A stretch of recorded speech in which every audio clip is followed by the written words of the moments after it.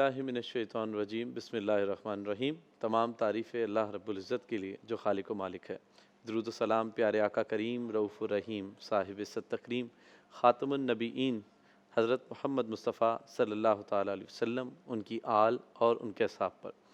नाज़रीन किराम, प्रोग्राम इस हम और हमारा इस्लाम के साथ आपका मेज़बान सैयद हम्माद हुसैन हाज़िर खिदमत। अल्लाह रब्बुल इज़्ज़त का एहसान है कि रमज़ान मुबारक की इन बाबरकत सातों में इल्म दीन सीखने और आप तक पहुँचाने की हमें ये सआदत हासिल हुई। इस प्रोग्राम में मेरे साथ एक शख्सियत मौजूद होते हैं जो किसी तारुफ़ के मोहताज नहीं, बल्कि ये कह सकते हैं कि इनसे जो रोशनी निकलती है उससे आलम इस्लाम में कई लोग रोशनास भी हो चुके हैं और कई के दिलों में इश्क़ मुस्तफ़वी सल्लल्लाहु ताला अलैहि वसल्लम की शमा फ़िरोज़ा हो चुकी है। और आप ख़तीब आज़म पाकिस्तान हज़रत अल्लामा मौलाना मोहम्मद शफ़ी उकाड़वी रहमतुल्लाहि ताला अलैह के फ़र्ज़ंद और जानशीन हैं। मेरी मुराद ख़तीब मिल्लत हज़रत अल्लामा मौलाना डॉक्टर कौकब नूरानी उकाड़वी साहब से। अस्सलाम वालेकुम। वालेकुम अस्सलाम व रहमतुल्लाहि व बरकातुहू। मिज़ाज गिरामी। अल्हम्दुलिल्लाह। अल्लामा साहब, कल हमने अक़ीदत और अक़ीदे के हवाले से गुफ्तगू की थी और उसमें अम्बिया का ज़िक्र भी आया। कुछ लोगों ने मुख्तलिफ़ जो कहते हैं सोशल मीडिया पे पढ़ा के जो रिवायात सुनते हैं उसके हवाले से ज़िक्र किया था। तो आज हमने मौज़ू ही ये रखा है कि जो अम्बिया किराम यानी हुज़ूर अलैहिस्सलाम से कबल जितने भी अम्बिया किराम इस दुनिया में तशरीफ़ लाए, उनके मुताल्लिक़ एक मुसलमान का क्या अक़ीदा होना चाहिए। बिस्मिल्लाहि वल्हम्दुलिल्लाहि वस्सलातु वस्सलामु अला रसूलिल्लाह। ये गुफ्तगू मैं कर चुका हूँ कि अक़ीदे की बुनियाद कुरान और हदीस। बिल्कुल। हमें ईमान की सिफ़तें याद कराई जाती हैं और कुरान करीम में भी है, आमनर रसूलु बिमा उन्ज़िला इलैहि मिन रब्बिही वल मुमिनून कुल्लुन आमना बिल्लाहि व मलाइकतिही व कुतुबिही व रुसुलिही। इसी तरह ईमान की सिफ़तों में आमनतु बिल्लाहि व मलाइकतिही व कुतुबिही व रुसुलिही। रसूल जमा है रसूल की। वैसे तो लुग़त में माना जिसको भेजा गया, भेजा ठीक। हुआ। फ़ारसी में फ़रिश्तादा कहते हैं, इंग्लिश वाले मैसेंजर भी कहते हैं, प्रॉफिट भी कहते हैं, और इसके अलावा भी उनके पास कोई लफ्ज़ होंगे। एक मुसलमान का ये अक़ीदा है कि अल्लाह ताला को किसी की किसी तरह कोई हाजत ज़रूरत नहीं। बिल्कुल। मखलूक और अल्लाह के दरमियान अम्बियाए किराम वासिता हैं, वसीला हैं। बिल्कुल। हमें अल्लाह की नेमतें नबियों वलियों के ज़रिए मिलती हैं। अल्लाह ने फ़रिश्तों को मुक़र्रर किया, उसको फ़रिश्तों की भी हाजत नहीं थी। है। बिल्कुल। फ़रिश्ते अल्लाह की मखलूक हैं, अल्लाह के सिवा जो कुछ है वो मखलूक है। अल्लाह ताला सबका बनाने वाला। तो फ़रिश्ते भी मखलूक हैं। अल्लाह की किताबें 104 सहीफ़े आसमान से नाजिल हुए, जिनमें मशहूर 4 हैं, तौरात है, ज़बूर है, इंजील है और फिर कुरान है। फ़ीहा कुतुबुन क़य्यिमा, कुरान में भी ज़िक्र है।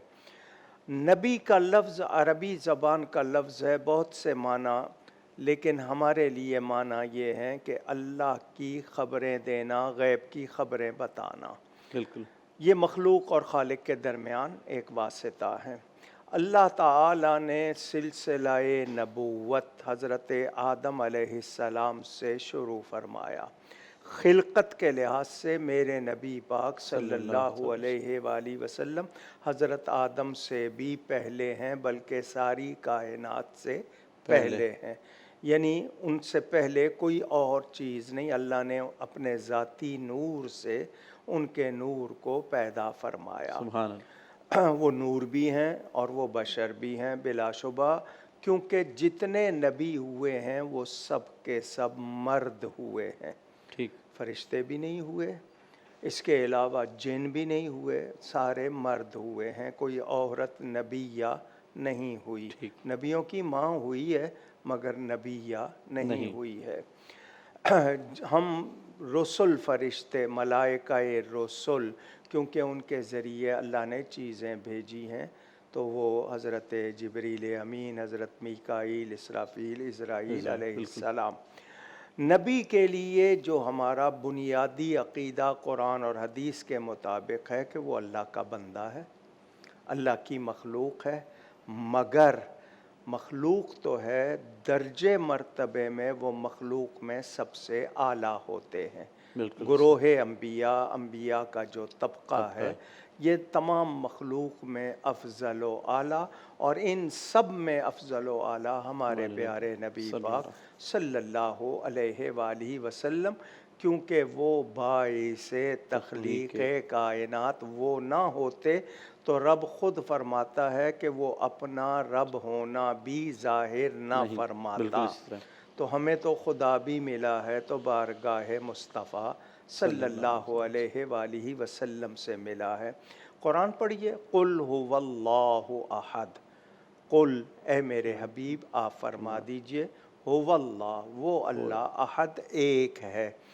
اگر عربی میں دیکھیں کلمہ هو اللہ احد بھی پورا ہے کہ وہ اللہ ایک ہے، تو یہ شروع میں جو قل ہے اس کا کیا مطلب کہ اگر صرف اتنا ہوتا هو اللہ احد وہ اللہ ایک ہے تو کوئی پوچھ سکتا تھا وہ اللہ کون اللہ کون؟ تو یہ اسی قل اسی کا جواب ہے، ان سے معلوم یہ جس کا پتہ انہوں نے بتایا، جس کا تعارف اللہ تعالیٰ کو ضرورت نہیں، لیکن هو الذی ارسل رسولہ، وہ ذات جس نے بھیجا اپنے رسول کو، تو اللہ اپنا تعارف خود اپنے نبی کے ذریعے کروا رہا ہے۔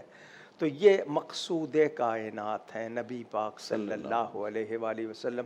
ان سے پہلے انبیاء کرام، ایک حدیث میں تعداد ہے 1,24,000، ایک حدیث میں تعداد ہے 2,24,000، تو ہم کہہ دیتے ہیں 1.25 لاکھ، کم و بیش، کم یا زیادہ جتنے بھی ہیں اللہ کے نبی، نبی اللہ کے نبی، انبیاء جمع ہو گئی، تو اللہ کے جتنے نبی ہیں سب پر ایمان لانا ضروری ہے، یعنی مجھے سب کو ماننا ہے۔ نبی ہونے میں سب برابر ہیں، درجے میں برابر نہیں ہیں۔ بالکل، اس پہ ہم بریک کے بعد گفتگو کریں گے، اور ابھی آپ نے ایک اور چیز بھی بہت امپورٹنٹ آپ نے گفتگو کی تھی، تو وہ 2 سوالوں کو میں جوڑوں گا اور ایک کالر بھی ہیں اس کے بعد بریک کے بعد۔ ناظرین اکرام، اس پروگرام میں ہم لائیو کالز بھی لے رہے ہیں، اور الحمدللہ علامہ صاحب کی پوری کوشش یہ ہوتی ہے کہ آپ کے جوابات اسی پروگرام میں دیکھے جائیں۔ تو چلتے ہیں ایک بریک کی جانب، بریک کے بعد آئیں گے، ایک کالر ہیں ان سے سوال لیں گے، اور اس کے بعد اسی موضوع پر گفتگو جاری رہے گی۔ سرکار میری بات بنائے رکھنا۔ جی ناظرین اکرام، بریک کے بعد دوبارہ حاضر خدمت ہیں۔ گفتگو ہو رہی ہے انبیاء کرام سے متعلق ایک مسلمان کے عقیدے کے حوالے سے۔ میرے ساتھ موجود ہیں حضرت علامہ مولانا ڈاکٹر کوکب نورانی اکاڑوی صاحب۔ آپ کی لائیو کالز بھی اس پروگرام میں لی جا رہی ہیں، اور کوشش کیجیے گا کہ موضوع سے متعلق ہی سوالات کریں تاکہ موضوع سے بھی نہ ہٹ سکیں اور آپ کے سوال کا جواب بھی بہتر انداز میں دیا جا سکے۔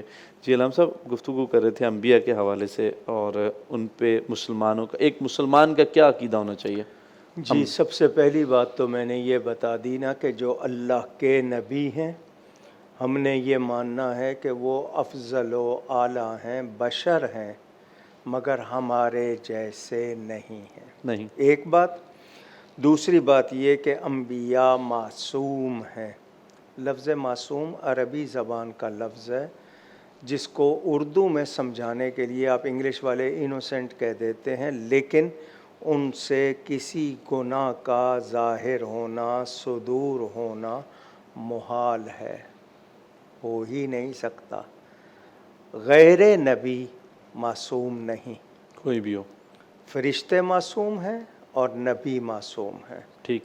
اور نبی کے بارے میں اعلان نبوت سے پہلے، اعلان نبوت کے بعد کسی گناہ کا صدور ماننا یہ اسلامی عقیدہ نہیں ہو سکتا۔ ایک بات ہو گئی۔ دوسری بات یہ کہ اللہ نے جن کو نبی بنایا ان کے لیے قرآن میں اللہ نے خود فرما دیا کہ ان پر وحی ہوتی ہے اللہ کی طرف سے، وہی وہ آگے پہنچاتے ہیں، وہ اللہ کی طرف سے مامور ہوتے ہیں، اللہ کی طرف سے ان کو خصوصیات عطا کی جاتی ہیں۔ معجزات عطا کیے جاتے ہیں ان کے حق اور سچ ہونے کو ظاہر کرنے کے لیے. معجزہ اس کو کہتے ہیں کہ کام اللہ کا ہے، ظاہر نبی سے ہوتا ہے، عقل کو عاجز کر دینے والا کام. یہ بھی انبیاء سے ہوتے ہیں. انبیاء شادیاں بھی کرتے ہیں، بچے بھی ہوتے ہیں، دنیا میں کھاتے پیتے بھی ہیں، یہ سب کچھ ہے، مگر اس کے باوجود ہم انہیں اپنے جیسا بشر نہیں کہہ سکتے. مولانا روم رحمۃ اللہ علیہ نے ہمیں سمجھایا کار پاکاں را قیاس از خود مگیر گرچہ باشد در نوشتن شعر و شیر. شیر لکھنے میں ایک جیسا ہے، مگر شیر درندے کو کہتے ہیں، شیر دودھ کو کہتے ہیں. دودھ کو ہم کھا پی جاتے ہیں، شیر ہمیں کھا پی جاتا ہے. حقیقت ایک نہیں ہے جبکہ لفظ دیکھنے میں ایک جیسے. اسی طرح انہوں نے مثال دی کہ زمین سے بانس بھی نکل رہا ہے، گنا بھی نکل رہا ہے، شکل ایک جیسی ہے مگر کتنا فرق ہے. مکھیاں ہیں دو، پھولوں کا رس چوستی ہیں، ایک کے پیٹ میں جا کے شہد بن رہا ہے، ایک کے پیٹ میں جا کے زہر بن رہا ہے. دیکھنے میں ایک، شکل ایک، حقیقت ایک نہیں. پتھر آپ کہتے ہیں، سادہ پتھر بھی ہے، یاقوت کو بھی پتھر کہتے ہیں، زمرد کو بھی پتھر کہتے ہیں، فرق ہے یا نہیں؟ تو وہ اسی طرح کہتے ہیں کہ ابو جہل بھی آدمی ہے، نبی پاک صلی اللہ علیہ وآلہ وسلم بھی آدم کی نسل سے آدمی ہے. تو دونوں آدمی ہیں، فرق ہے. ایک کھاتے ہیں تو ان کے پیٹ میں جا کے نجاست بنتا ہے، نبی کھاتے ہیں ان کے پیٹ میں جا کے وہ رب کا نور بنتا ہے. آتے ہیں کعبے میں دونوں. ابو جہل آتا ہے تو بتوں کے سامنے جھکتا ہے، نبی آتے ہیں تو بت ان کے قدموں میں جھکتے ہیں. تو فرق رکھنا ہے. وہ بشر ہیں مگر ہمارے جیسے بشر نہیں، بے مثل بشر ہیں، بے مثال بشر.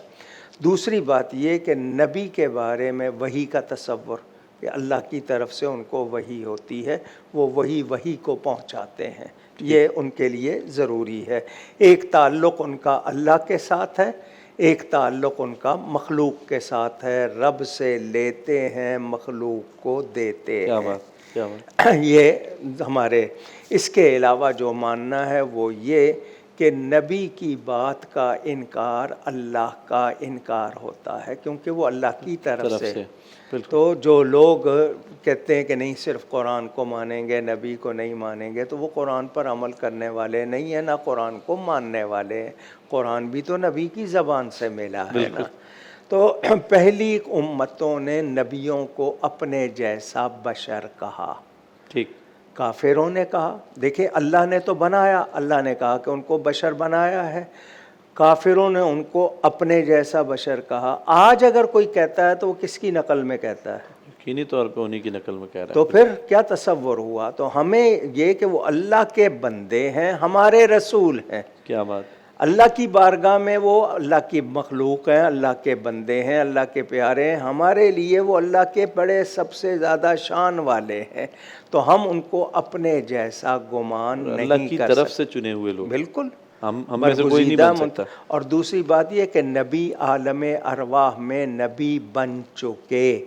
اعلان کب کریں گے؟ حضرت عیسیٰ نے 1 دن کی عمر میں کر دیا، کیا بات. کسی نے 40 برس کی عمر میں کیا. تو اعلان کرنے سے پہلے بھی وہ نبی ہوتے ہیں.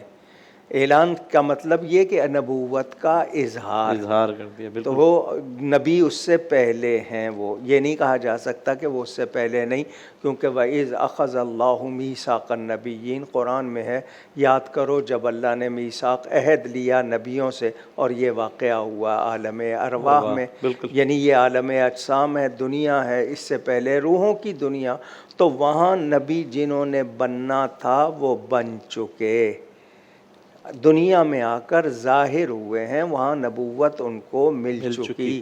اور نبی کسی انسان کا شاگرد نہیں ہوتا، اللہ کی طرف سے. وَكُلًّا آتَيْنَاهُ حُكْمًا وَعِلْمًا قرآن میں ہے. اچھا، اللہ تعالیٰ نے جس کو جتنا چاہا عطا کیا.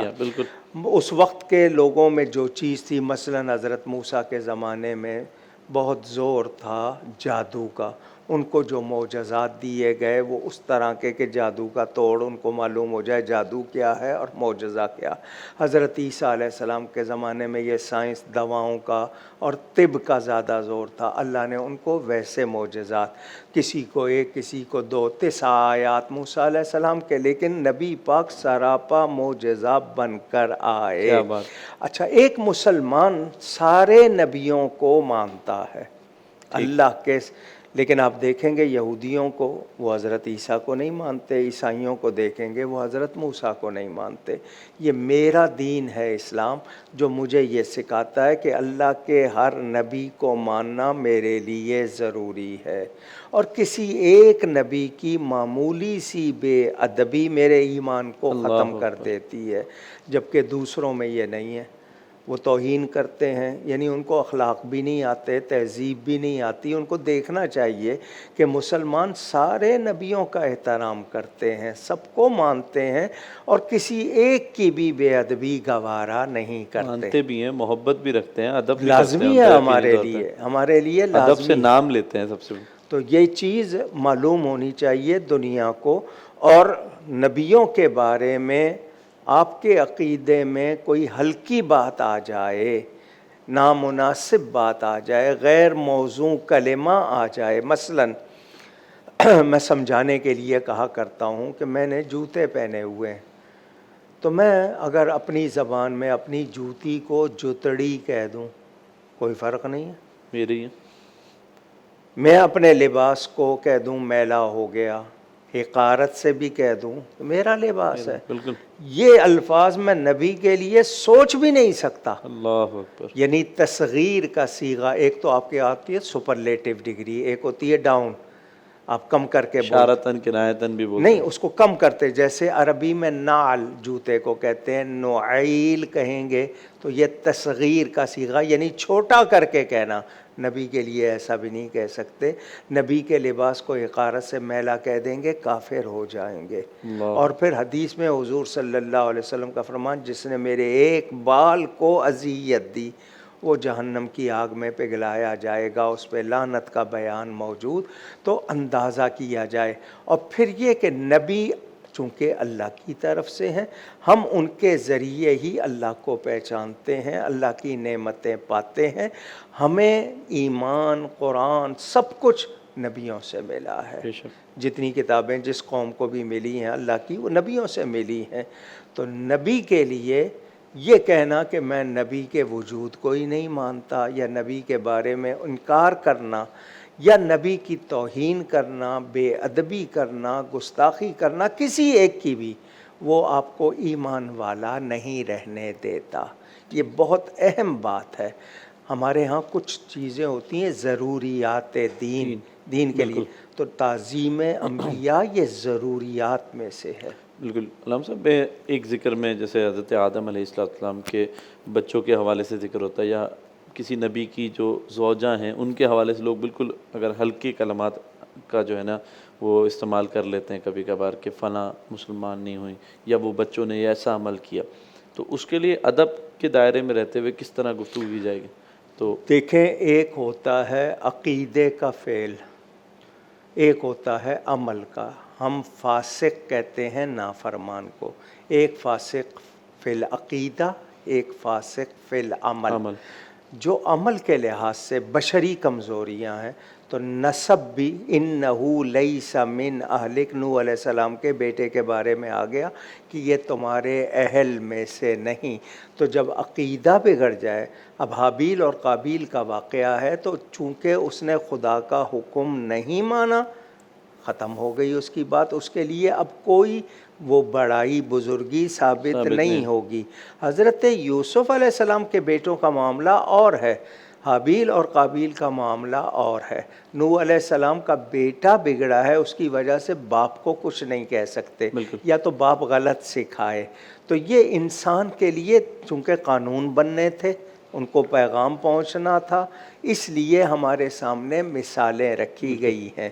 تو اگر کوئی کسی شخصیت کی اولاد ہے تو نسب اور حسب کا اس کو مرتبہ کب ملے گا؟ جب وہ اس کا پابند رہے گا.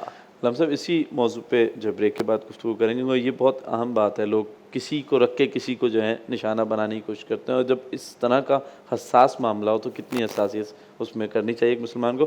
ناظرین کرام، پروگرام میں گفتگو ہو رہی ہے انبیاء کرام سے متعلق ایک مسلمان کے عقیدے کی، اور میرے ساتھ موجود ہے علامہ ڈاکٹر کوکب نورانی قاری صاحب۔ آپ کی لائیو کالز بھی لی جا رہی ہیں، ایک چلتے ہیں بریک کی جانب، اور بریک کے بعد جب دوبارہ حاضر ہوں گے تو آپ کی کالز بھی لیں گے اور علامہ صاحب سے اسی موضوع پہ گفتگو کا آغاز کریں گے۔ میرے سرکار میری بات بنائے رکھنا۔ جی ناظرین، بریک کے بعد دوبارہ حاضر خدمت ہیں، اور پروگرام ہم اور ہمارا اسلام میں گفتگو ہو رہی ہے انبیاء کرام سے متعلق ایک مسلمان کے عقیدے کے حوالے سے۔ اس پروگرام میں آپ کی لائیو کالز بھی لی جاتی ہیں، سوالات کے جوابات بھی دیے جاتے ہیں، اور کوشش یہی کریں کہ موضوع سے متعلق سوال کریں تاکہ آپ کی کال لی جائے اور اس کا سوال علامہ صاحب سے پروگرام کے دوران ہی لیا جائے۔ علامہ صاحب، ابھی آپ پروگرام میں بریک سے قبل ذکر کر رہے تھے کہ انبیاء کی جو اولاد، ازواج یا ان کے متعلقین، محبین یا رشتہ دار، ان کو نشانہ بنا کر کوئی واقعہ ایسا بیان کیا جائے جس سے کوئی چھوٹی سی بھی گستاخی کا پہلو سامنے آئے، تو اس میں کیا ہمیں احتیاط کرنی چاہیے؟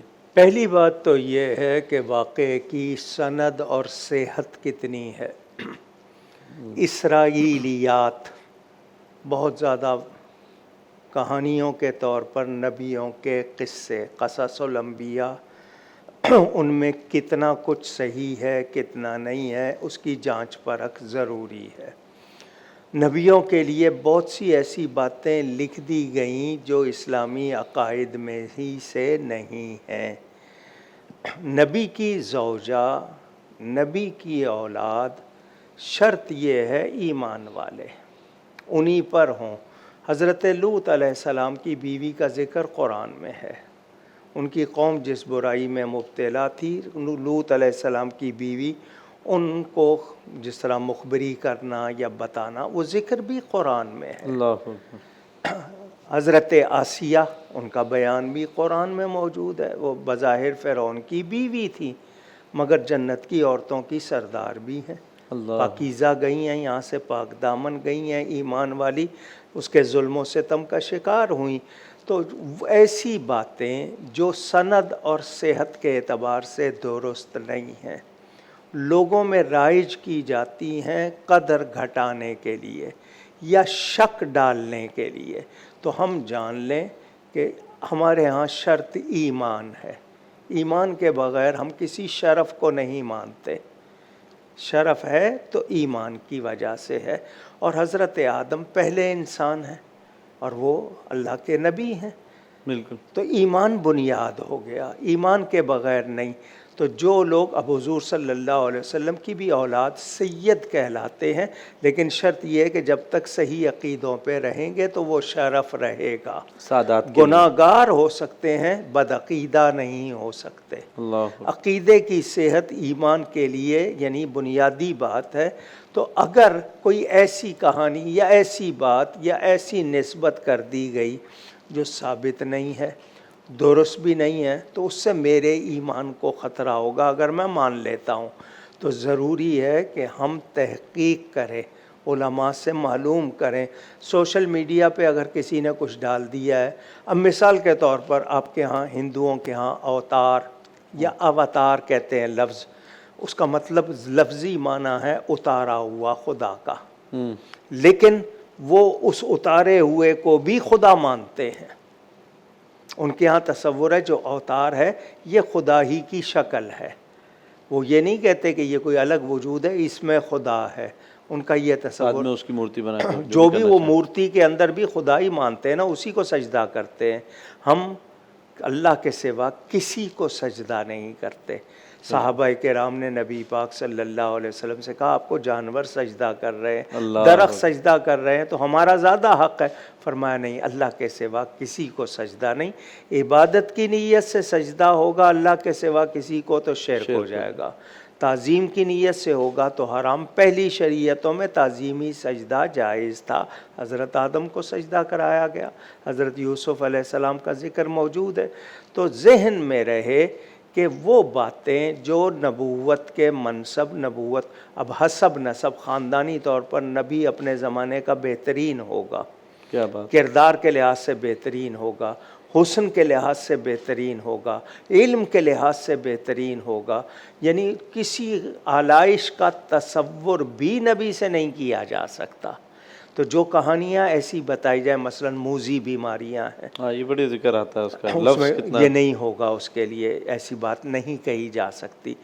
بیماری چھونے آئی نبیوں کو تاکہ ہمارے گناہوں کا کفارہ بنے، لیکن ایسی کسی بیماری کا یا ایسی کسی خطا کا تصور جو کراہت اور بہت غلط، ہم نبی کے ساتھ سوچ بھی نہیں سکتے۔ کرائسس میں آ جانا، جیسے ہم کہتے ہیں ہم کرائسس میں آ گئے، ان آپ پہ بھی آئیں۔ دیکھیں صالح علیہ السلام کی جو اونٹنی تھی جس کو قرآن نے ناقۃ اللہ کہا، اللہ کی اونٹنی، باقی اونٹنیاں کس کی ہیں؟ وہ بھی تو اللہ کی ہیں، مگر اس کو ناقۃ اللہ فرمائشی معجزہ تھا، قوم اس کے خلاف ہو گئی تو کیا کہا؟ وَلَا تَمَسُّوهَا بِسُوءٍ، برائی کے ارادے سے اس کو بھی نہیں چھونا۔ اللہ، وہ ناقۃ اللہ تھی، اللہ کی اونٹنی، برائی کے ارادے سے اس کو چھونا بھی نہیں۔ تو جب ناقۃ اللہ کا اتنا اللہ فرما رہا ہے تو نبی کی طرف کسی برائی کی نسبت کرنے کا کیا مطلب ہوگا؟ کوئی گنجائش نکلے گی؟ تو ایسا نہیں ہے۔ ہاں، انبیاء سے کچھ ایسے اعمال ظاہر ہوئے جو ہمارے لیے قانون بننا تھا، ہماری تربیت ہونی تھی۔ مثلا حضرت آدم علیہ السلام نے پھل کھایا، درخت کے قریب جانے سے منع کیا، اللہ نے خود گواہی دی، فنسیا ولم نجد لہ عزما، ان کی توجہ نہیں رہی، ہم نے ان میں نافرمانی کا ارادہ نہیں پایا۔ کیا بات، اسی طرح دوسرے نبیوں کے بارے میں اللہ نے گواہی دی ہے۔ تو ایک انسان کو، ایمان والے کو، جو غیر مسلم ہے اگر وہ توہین کرتے ہیں وہ تو اپنا جو ان کا تو ایمان ہی نہیں ہے، ایمان والا معمولی سی ہلکی سی بھی گستاخی کرے گا ایمان چلا جائے گا۔ ٹھیک، یہ بنیادی بات۔ اس نے اپنے عقیدے کو بالکل صاف رکھنا ہے، انبیاء کے حوالے سے بالکل کلیئرٹی کے ساتھ۔ میں آپ کو بتا دوں، آپ اپنے استاد کے لیے احترام کا جذبہ رکھتے ہیں، اپنے پیر و مرشد کے لیے، ماں باپ کے لیے، یا کسی کو آپ اپنے ذہن میں اپنا کوئی آئیڈیل بنا لیتے ہیں یا کوئی ماڈل رول ماڈل بنا لیتے ہیں، آپ اس کے لیے اتنے پوزیسو ہو جاتے ہیں، اتنے ایموشنل ہو جاتے ہیں کہ آپ کو اس کے بارے میں کسی کی تنقید بھی گوارا نہیں ہوتی۔ بالکل اس طرح۔ تو جو آپ کے لیے، جن کو اللہ تعالیٰ نے فرما دیا، کہاں میں، کہاں میری سوچ، کہاں اللہ کا فرمان، تو وہ اللہ کی مخلوق میں سب سے اعلیٰ ہیں اور مقدسات تمام ادیان میں مانے جاتے ہیں۔